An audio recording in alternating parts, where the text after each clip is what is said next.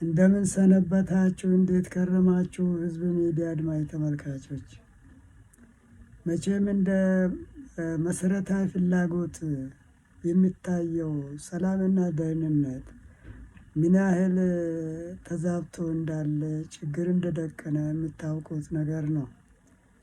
በዛሬው እና በሚቀጥሉት ፕሮግራሞቼ ሰላምና ደህንነትን ያብስሩ ብያለሁ። ፕሮክሌም ፒስ ኤንድ ሴኩሪቲ ኢን ኢትዮጵያ ኤንድ ኢን ዘ ሪጅን። ሀገራዊ መግባባት እጅጉን አስፈላጊ እንደሆነ ይታወቃል። እርቅ ለብሔሮችና ለቀጠናው እጅጉን አስፈላጊ እንደሆነ፣ ፖለቲካዊ፣ ማህበራዊ፣ ኢኮኖሚያዊ እንዲሁም ወታደራዊ ፍኖተ ካርታ ለአዲስ ትንሣኤ እጅግ አስፈላጊ መሆኑን ይታወቃል። ከዚህ አንጻር እስቲ አጠቃላይ የጋራ መግባቢያ ሀሳቦች አስፈላጊነትን ለመቃኘት ወደድኩ። የፖለቲካ ማህበረሰቡ አጠቃላይ የጋራ መግባቢያዎች ላይ መግባባት ካልቻለ የሀገሪቱ የወደፊት ዕጣ ፈንታ፣ የህዝቦቹ ሁለንተናዊ አንድነትና የሰላም ሁኔታ፣ የኑሮ ሁኔታ እጅጉን ፈተና ውስጥ እንደወደቀ ይታወቃልና ከዚህ አንጻር በዛሬው ቀን ይህንን ሀሳብ ወደ እናንተ ለማቅረብ ወደድኩ። እንድትከታተሉኝ በአክብሮት እጋብዛለሁ። ህዝብ ሚዲያን ስለ ሰላም እየተጋ የነበረ አሁንም በዛው አንጻር ለመቀጠል ቆርጦ የተነሳ መሆኑን እንድታውቁት በዚህ አጋጣሚ ወደ እናንተ ለማቅረብ ፈልጋለሁ። በኢትዮጵያ የፖለቲካ ማህበረሰብ አንጻር እጅግ የጎሉ አንኳር ችግሮች አሉ። ዋልታ ረገጥ ልዩነቶች አሉ። በአይዲዮሎጂ፣ በተለያዩ የፖለቲካ አስተሳሰብ ችግር አለ። የስልጣን ግብግቦች፣ የትርክት ተግዳሮቶች አሉ። የሀብት ክፍፍል መዛባትም አለ። የመሬት ቅሚያ ፍላጎቶች፣ የእርስ በርስ ጥርጣሬዎች፣ የተጠያቂነት ፍራቻዎች፣ የብሔር ምደባ አባዜ፣ የእኩልነት መጥፋት እና ፍትህ እጦት እና ብዙ እነዚህን የመሰሉ ልዩነቶች እንደ ሀገርም እንደ ህዝብም ሰፍኖልናል። ታዲያ ምን ይሻላል? ለምን ሲባል የጋራ መግባቢያ ያስፈለገ ነው። እንግዲህ ነጥቦችን ለመጠቃቀስ ያክል አንደኛው የኢትዮጵያ አሁናዊና የድሮ ነባር አበይት ውስብስብ ተግዳሮቶች ከመሰረቱ ተተንትኖ እንዲፈቱ የጋራ መግባቢያ ያስፈልጋል። በኢትዮጵያ ከ1960ዎቹ ጀምሮ ግራ ዘመም ብሔርተኝነትና ቀኝ ዘመም ናሽናሊስት ፖለቲካ አስተሳሰቦች አሉ። እነዚህ የተቃርኖ ውጥረቶች በአዲስ ፖለቲካዊ እርምት መፍትሄ ማግኘት አለባቸው የሚል እምነት አለኝ። ሶስተኛው የድሮውን የትናንትናውንም ሆነ የዛሬውን ማህበረሰባዊ ጉዳቶች ወይም በደሎች እንደነበሩ መዘንጋት የለበትም። እነዚህን ማህበረሰባዊ ጉዳቶች ወይም በደሎች አሁንም እየተስተዋለ ያለ እውነታ መሆኑም እውቅናን በመስጠት እንደ ሀገር ተመክሮበት እንዲስተካከሉ እርቅ እንዲወርድ ለማድረግ ሲባል፣ አራተኛው በፖለቲካ አስተሳሰብ፣ በሃይማኖት ልዩነት፣ በስልጣን ጥማት እና በሀብት ዝርፊያ ፍላጎቶች የተነሳ ጎጂ ድርጊቶች ሲፈጸሙ ኖረዋል። በዘመኑም በዜጎች ጅምላ ፍረጃ፣ ጅምላ እገታ አለ፣ ጅምላ አፈሳ፣ ጅምላ ዘረፋ፣ ጅምላ እርምጃ፣ ጅምላ ፍጅት እና ሌሎችም አያሌ ተመሳሳይ ህዝባዊ አሰቃቂ ጉዳቶችን የእርስ በርስ ግለሰባዊና ማህበረሰባዊ በደሎችና ሌሎችም የቀጠሉ ጉዳቶች ለማስቀረት ሲባል የጋራ መግባቢያ ያስፈልጋል። 5ኛ የማህበራዊ ሁለንተናዊ መዛባትና በእርስ በርስ ግጭቶች የተነሳ የብር ዋጋ ማሽቆልቆል አለ። የነዳጅ መናር ከዓለም አቀፋዊ ችግሮች አንጻር እየተስተዋሉ ነው። የነዳጅ ሰልፍ እንደዛ ነው። የኑሮ መናር፣ አስተዳደራዊ አድሎና ማጭበርበር፣ ኢፍትሐዊ ድርጊቶችና ሌሎችም ህዝቦችን በማህበረሰብና በቤተሰብ ደረጃ ፈተና የደቀኑ አያሌ ተግዳሮቶች ለመፍታት ሲባል የጋራ መግባቢያ ያስፈልጋል።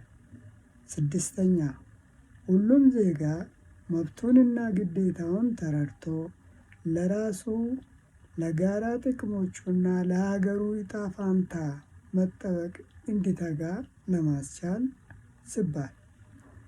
7ኛ ዜጎች በተሰማሩበት የስራ መስክ በሙሉ ልብ ተጣጥሮ ራሳቸውንና ሀገራቸውን እንዲያሳድጉ ለማስቻል ሲባል የጋራ መግባቢያ ያስፈልጋል።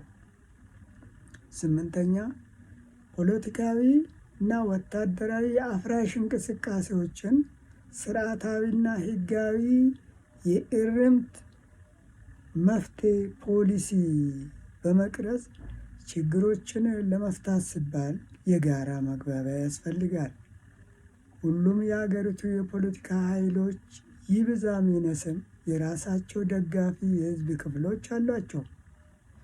በመሆኑም የክልል ወይም የፌዴራል ተቃዋሚ ተፎካካሪ ፖለቲካ ኃይሎች በሀገሪቱ የወደፊት ፖለቲካ ምህዋር ውስጥ በአግባቡ እና በሚገባቸው መብት አንጻር ተሳትፏቸውን ለማጉላት ወይም ለማሳደግ ሲባል ንግግር ይፈልጋል፣ ምክክር ይፈልጋል፣ የጋራ መግባቢያ ያስፈልጋል።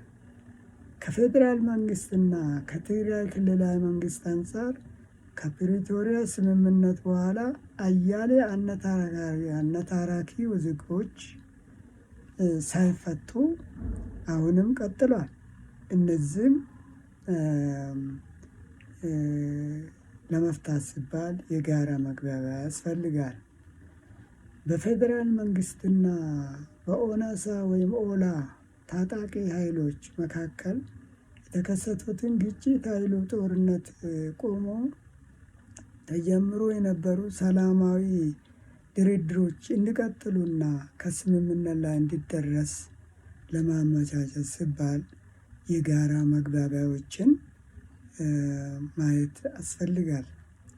በፌዴራል መንግስትና በአማራ ፋኖ አፋብን ታጣቂ ኃይል መካከል የተከሰቱ ግጭት ኃይሉ ጦርነት ቆሞ በሰላማዊ ድርድሮች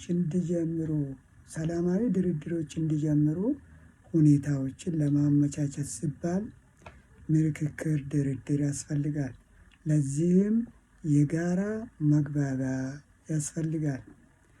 የሜይንስትሪም እና ማህበራዊ ሚዲያ መገናኛ ብዙሃን የእርስ በርስ ፍረጃና አገሪን የማፈራረስ ግዙፍ ፕሮፓጋንዳ ዘመቻዎችን ቀርቶ በአብሮነት ወደ ጋራ ሀገራዊ እድገትና ማህበረሰባዊ እርካታ መር ዘመቻዎች ለማሻገር ሲባል ድርድር ያስፈልጋል። እዚህም ሲባል የጋራ መግባቢያ ያስፈልጋል ማለት ነው። የዲያስፖራ ማህበረሰቦች በቁጥር እጅግ የበዙ የተለያዩ ፖለቲካ እይታ የሚያንጸባርቁ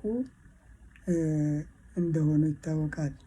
እነዚህ የሰለጠነው ግዙፍ ማህበረሰቦች አገሪን የማዘመን የእውቀት ሽግግር የመፍጠር በሂደትም የሰለጠነ ማህበረሰብ መፍጠር የሚችል አካል ነውና እነዚህ የሚሳተፉበት በሀገር ውስጥ በተለያዩ ሴክተሮች ውስጥ የሚሳተፉበትን ለመፍጠር ሲባል ድርድር ያስፈልጋልና ለዚህም የጋራ መግባቢያ ያስፈልጋል።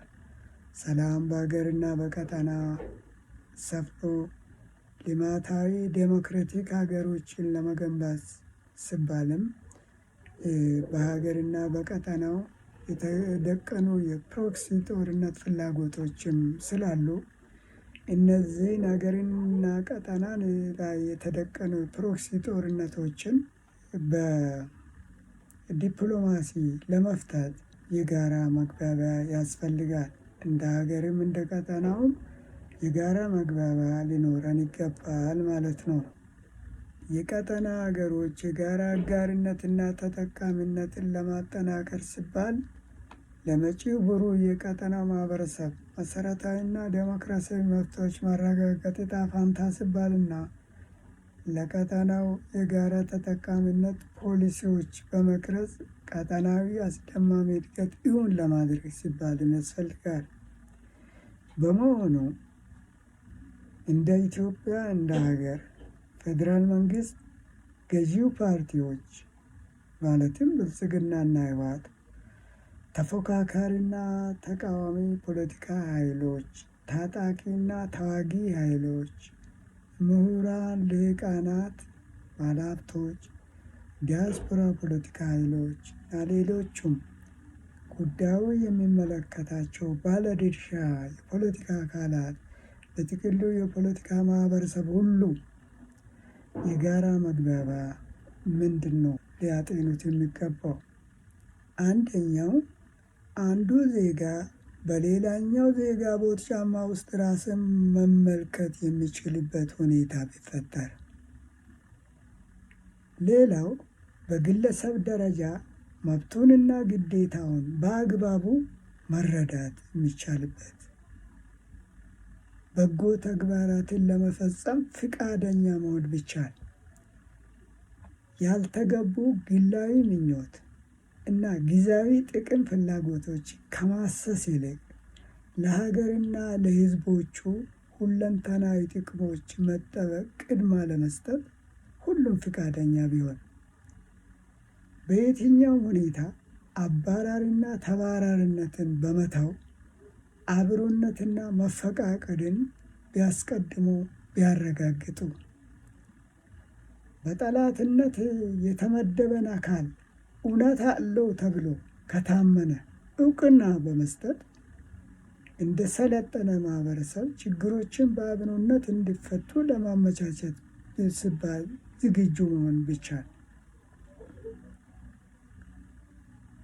ውስብስብ ፖለቲካዊ፣ ኢኮኖሚያዊ፣ ማህበራዊና ወታደራዊ ተግዳሮቶችን በጥሞና ለመመርመር ፈር ለማስያዝ ቁርጠኛ መሆን ቢቻል፣ አለመግባባቶች እና ግጭት፣ ጦርነቶች የሚቆሙበት መውጫ መንገድ ቅኝት እንዲሳካ ፈቃደኝነት ቢያሳዩ፣ እጅግ ወሳኝ እንደ ሀገር የገጠመን የግጭት ሁኔታዎች ለመፍታት ሁሉም ባለድርሻ አካል ፍቃደኛ ቢሆን፣ ሌላው የፖለቲካ አስተሳሰቦች ግራ ዘመም ብሔርተኝነትም ሆነ ቀኝ ዘመም ናሽናሊስት የነጠላ ትርክት ተቃርኖዎችም ንትርኮች አሉ።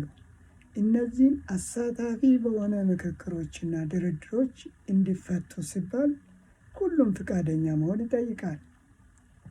ብሔራዊ ትርክቶችም አሉ። እንደ አድዋ ድል የመሰሉ ብሔራዊ ትርክቶች፣ የጋራ ትርክቶች፣ የወል ትርክቶች የሀገሪቱን የጋራ ታሪኮች በእኩል ሊያንጸባርቁ በሚችል ገንቢ አቅጣጫዎች በተጠናና የሁሉንም ማህበረሰቦች ፍላጎት በጠበቀ አኳኋን ተጠናክሮ እንዲስፋፋ ለማድረግ ሁሉም ፍቃደኝነት እና ቁርጠኝነት ቢያሳዩ፣ በየትኛውም ሀገራዊ ቀውስ ምክንያት የተጎዳውን ዜጋ ሊመጥን በሚችል አኳኋን ከሀገሪቱ ሀብቶች እንዲካስ ለማድረግ የሁሉም ወገን ፍቃደኝነትና ዝግጁነት፣ ልባዊ ፍቃደኝነት ቢኖር ለኢሊት ባርጌን ብቻ እንደ ማህበረሰብ ቢታሰብ ለዜጎች ማህበረሰባዊ ባርጌን፣ ሶሳይቲ ባርጌን የሀብት ተጠቃሚነትን እውን ለማድረግ ቁርጠኛ መሆን ቢቻል ለእርቀ ሰላም ሲባል ሰጥቶ መቀበልን፣ ፍጹማዊ ይቅርታን፣ ዊን ዊን ሶሉሽንን ተከትሎ ጥልቅ የሆኑ መሪዎች ሁሉም ጥልቅ የሆነ መሪ ቢያደርገው የመንግስትና የግል መገናኛ ብዙሃንም ሙያዊና ሀገራዊ ስነገብ መሪዎችን ተከትሎ በገለልተኝነት ለሰላምና አብሮነት እንዲሰሩ የሚችሉበት ምህዳር እንዲፈጠር ሁሉም የፖለቲካ ማህበረሰቡ ፈቃደኛ ቢሆን በማህበራዊ ሚዲያ ስራዎች ላይ የተሰማሩ ዲያስፖራ ዜጎችም ሆኑ ሀገር ውስጥ ያሉ ዜጎች ለጋራ ሀገራዊ እና ህዝባዊ ጥቅም እና ለአብሮነት ሲባል አብሮ የሚሰሩበት ሁኔታዎች የሚመቻቹበት በጎ እይታዎች እውን እንዲሆኑ ፍቃደኝነት ቢኖር እንደ ሀገር ችግሮችን ለመፍታት ፍጹማዊ ይቅርታን መከተል ያለብን ይመስለኛል። አብሶሉት ፎርጊቭነስ መደራረግን። ምክንያቱም የተደቀነብን ችግር ከእጅግ የተወሳሰበ ከአንዱ አካል በላይ የሆነ ለመፍታት የጋራ እይታን የጋራ ልባዊ ፍላጎት ማሳየትን የሚጠይቅ በመሆኑ ፍጹማዊ ይቅርታ አብሶሉት ፎርጊቭነስ መደራረግ በዛ ፋንታ ግን በተጎዳው ልክ ለመካስና ለወደፊቷ ኢትዮጵያ ፍትሃዊ የሆነ ህዝቦች በፍትህና በርትዕ በእኩልነት የሚተዳደሩበት ኢኮኖሚያዊ፣ ማህበራዊ ልማት ተስፋፍቶ ዴሞክራቲክ ሀገር የምትፈጠርበት ማመቻቸቱ ቅድሚያ ሊያገኝ ይገባል የሚል እምነት አለኝ። ለአጠቃላይ ምክክሮችና ድርድሮች በር በመክፈት እርቅ ለማውረድ ሲባል ሙሉ ፍቃደኝነት ማሳየት ከሁሉም የፖለቲካ ማህበረሰብ ያስፈልጋል።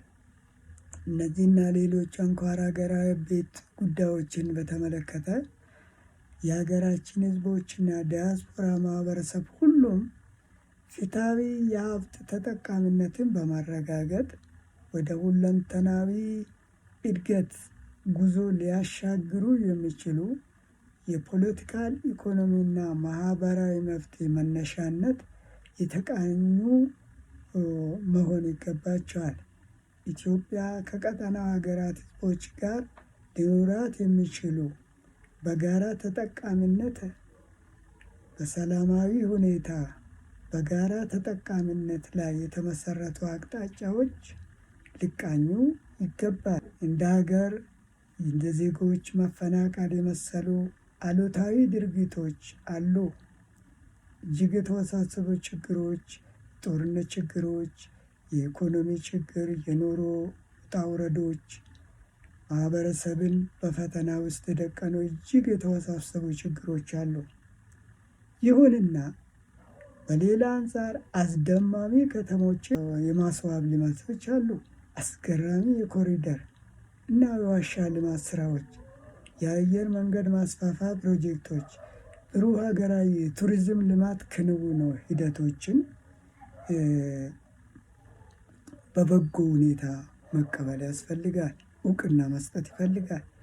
የንፋስ ኃይል ግንባታ ማስፋፋዎች አሉ። አበረታች የገጠር እርሻ ልማቶችም አሉ። የቆላ መስኖ ልማቶች ጥረቶችም ተጀምረዋል። ገራሚ የህዳሴ ግድብ ልማት በሁለት መንግስት ሲከናወኑ ቆይቶ የራሱ ትልቅ እመርታ ነው። ሌሎችም አያሌ ሜጋ ፕሮጀክት ክንውኖችን በበጎ መቀበልና እውቅና መስጠት ያስፈልጋል። ለጋራ መግባባት እጅግ አስፈላጊ ነገሮች ናቸው።